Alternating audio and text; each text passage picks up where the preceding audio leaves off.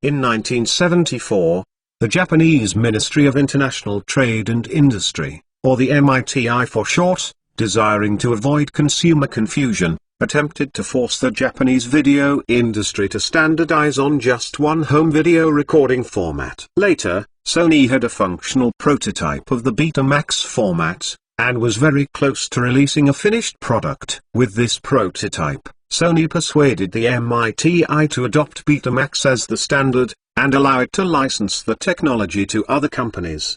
The JVC believed that an open standard, with the format shared among competitors without licensing the technology, was better for the consumer. To prevent the MITI from adopting Betamax, the JVC worked to convince other companies, in particular Matsushita, Japan's largest electronics manufacturer at the time, marketing its products under the national brand in most territories and the Panasonic brand in North America, and the JVC's majority stockholder, to accept the VHS, and thereby work against Sony and the MITI.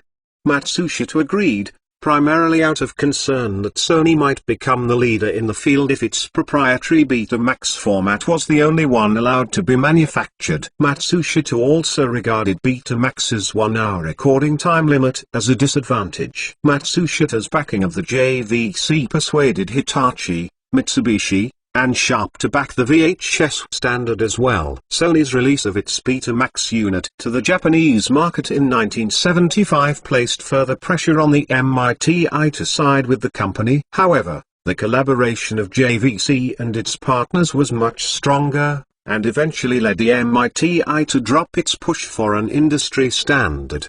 The JVC released the first VHS machines in Japan in late 1976. And in the United States of America, since mid-1977. Sony's Betamax competed with VHS throughout the late 1970s era, and into the 1980s era. See the videotape format war. Betamax's major advantages were its smaller cassette size, theoretical higher video quality, and earlier availability, but its shorter recording time proved to be a major shortcoming. Originally, the Beta-I machines using the NTSC television standard were able to record 1 hour of programming at their standard tape speed of 1.5 inches per second, IPS. The first VHS machines could record for 2 hours, due to both a slightly slower tape speed 1.31 inches per second, and significantly longer tape. Betamax's smaller-sized cassette limited the size of the reel of tape,